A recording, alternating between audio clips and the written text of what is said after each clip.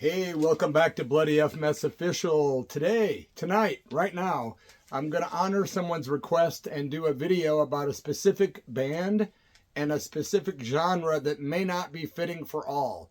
The band is IMPETIGO, and the music I'm talking about is called Grindcore. But there's other names that they call music like Grindcore. There's death metal and different other subgenres. But IMPETIGO, this is the debut album that they released in 1990 on Wild Rags Records. These guys were based in Bloomington, Illinois. Very heavy, to put it mildly. It was one of the very first albums to ever use horror sound bites from horror films as intros for songs. One of the very first, actually. There was another band out of a Spanish grindcore band. I believe they were called Macatazo. Or Machetazo. They did the same thing back in the day, but these guys are pioneers, IMPETIGO. My good friend Kramer asked me to do this video. He said, hey man, why not do a video talking about recording with IMPETIGO? And I thought, that's a great idea. So yeah, man, this album was real controversial because this is not the original cover. Although, if you check it out, it's pretty intense, right? Shout out and remembrance to Jim Cannibal Reisling, who did the original controversial version of this cover art that caused quite a controversy back not only in the Midwest, but other places too, because the art was very graphic. It was like cannibal stuff and it just crazy artwork by Jim Cannibal Reisling. I'm pretty sure he did this revised version as well. But yeah, man, this album is really intense. I really liked IMPETIGO because I was living in Peoria, Illinois, and these guys were real heavy, heavier than all the other bands in the area. And I was like, yeah, I like these guys. They're intense, and I like their extremism, how extreme they are, you know, like brutal. And so they fall under the grindcore genre, right? Well, I kind of became friends with these guys. I started talking to and corresponding with Marcus Carcass, one of the guitar players of IMPETIGO. Mark Sawickas, legend in his own right, and he knows it, and he's out there right now, and I hope he's watching this. Hey, shout out, bro. But me and Marcus Carcass became good friends, and we would write to each other and trade stuff in the mail and talk on the phone. And once in a while, my band, Bloody Mess the Skabs, would do a gig that IMPETIGO was on the bill, and vice versa. Well, when these guys went to make their album back in 1990, they were recording, it was either January 14th or 16th of 1990 that they invited me to come and not only do backing vocals on this album, but to also do some spoken word poetry for the album as well, which they wanted me to. I told them I'd just write it on the spot, and they were like, okay. Stevo, shout out to Stevo, the bass player of the band and the singer and a legend. He's the guy that was like, hey, Bloody. I think he was the one. Maybe Marcus on guitar was one of them too. But they invited me to come and be a part of this great record, man. And I made some notes. I was a part of a song called Unadulterated Brutality, right? Here's the back cover of the album. This version is from the Netherlands. These guys are very popular worldwide. They have a very big cult audience all over the world. And the original version of this had a couple less songs, but this has got bonus tracks from the LP, bonus tracks from the cassette tape version. Unfortunately, I lost my cassette and my vinyl version of these in the stupid 2020 fires here in Oregon. But this version is cool because it's got 16 tracks. Unadulterated Brutality is when I did my spoken word piece. And then I also did backing vocals on Bloody Pit of Horror. And I maybe another one or two. I don't remember, to be honest. But I will tell you this. When we got to the studio, it was called Creative Space Studio in Bloomington, Illinois. And I'm pretty sure that on the way there, I was with my girlfriend at the time. I'm pretty sure we got a ticket from the Bloomington Police Department for speeding.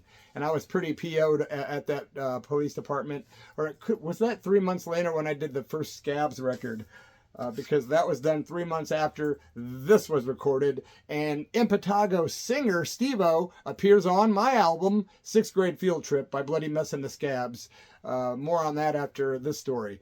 So the guys say, come on down to Bloomington, Bloody, let's do some recording. I get there after having gotten a ticket for speeding. I'm pretty sure that was the date.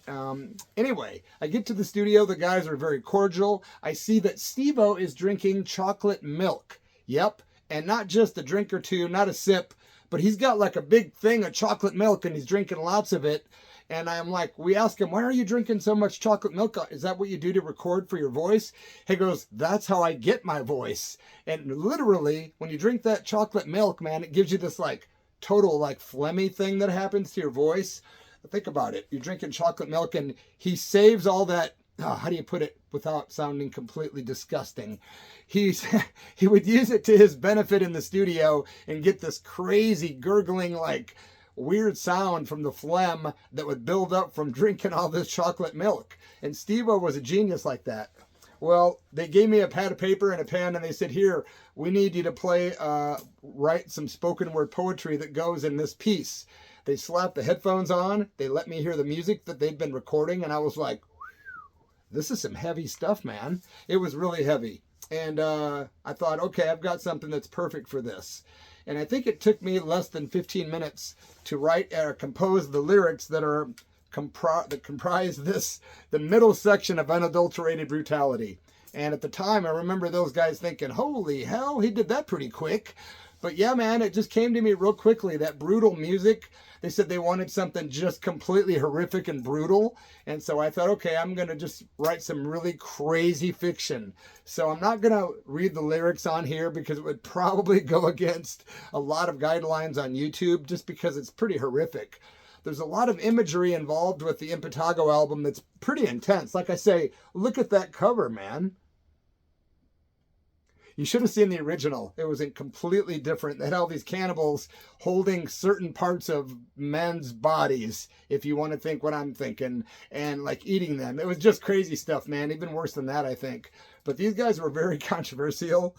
And when we were in the studio, it took me maybe, I think, one take, maybe 2 takes tops to record my spoken word part for this. And if you have this album, please refer to the lyrics in the lyric booklet that comes inside the vinyl, cassette, or the CD. Look at these guys.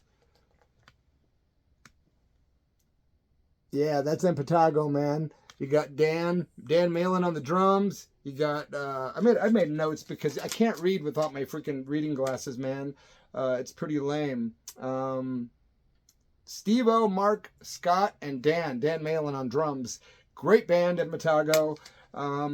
After we recorded this, they said, hey, do you want to record some more backing vocals too? And I did. So I did Bloody Pit of Horror, and I think maybe another 1 or 2, maybe not. But it was a real pleasure hanging out with those guys. And even though their stuff's real brutal, they're all pretty nice guys in person. But they were definitely influential in the grindcore scene, big time. And I gotta say, man, if you like really heavy music, you haven't heard squat until you've heard this.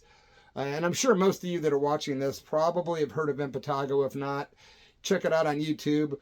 Go do a song called Unadulterated Brutality and listen for the spoken word piece in the middle and you'll hear my voice. I gotta say, one time I actually performed with these guys live.